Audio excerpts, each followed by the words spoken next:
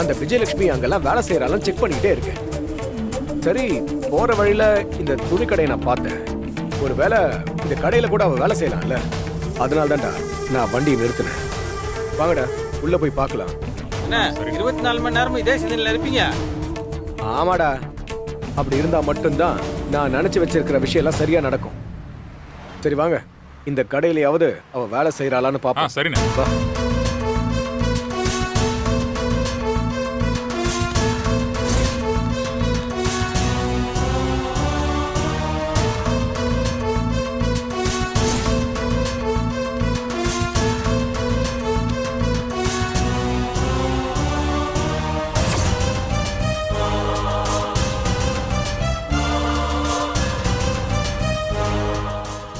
Sir வாங்க sir, வாங்க sir. என்ன சார் பார்க்குறீங்க? இல்ல. சார் நீ கிரவுண்ட் போய் check ஃப்ளோரில் சாரீஸ்லாம் இருக்குது. ஃபர்ஸ்ட் ஃப்ளோரில் ஜென்ஸுக்கான ட்ரெஸ்லாம் இருக்கும்.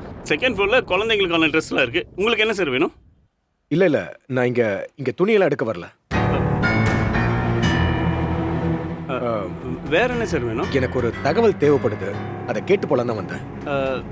என்ன தகவல் சார்? ஒரு நிமிஷம் இருக்கு.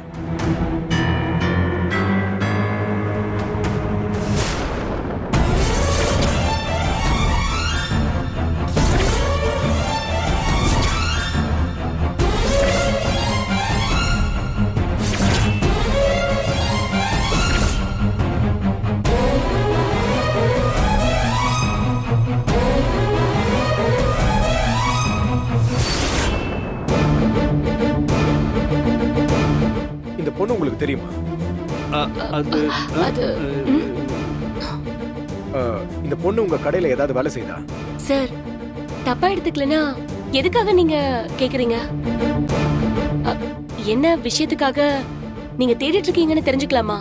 நாம விஜயலட்சுமிய இந்த ஊரை விட்டு அடிச்சு விரட்டுறதுக்கு தான் இப்படி போட்டோவை காமிச்சு தேடிக்கிட்டு இருக்கோம்னு இவங்களுக்கு சொல்ல வேண்டிய அவசியமே இல்ல. ஒருவேளை அந்த விஜயலட்சுமி இந்த கடையில வேலை செஞ்சானா இவங்க நான் கேட்டதை வச்சு பயந்து போய் இல்லைன்னு சொல்லிடுவாங்க. வேற ஏதாவது ஒரு விஷயத்த சொல்லி உண்மை வருதான்னு பாப்போம்.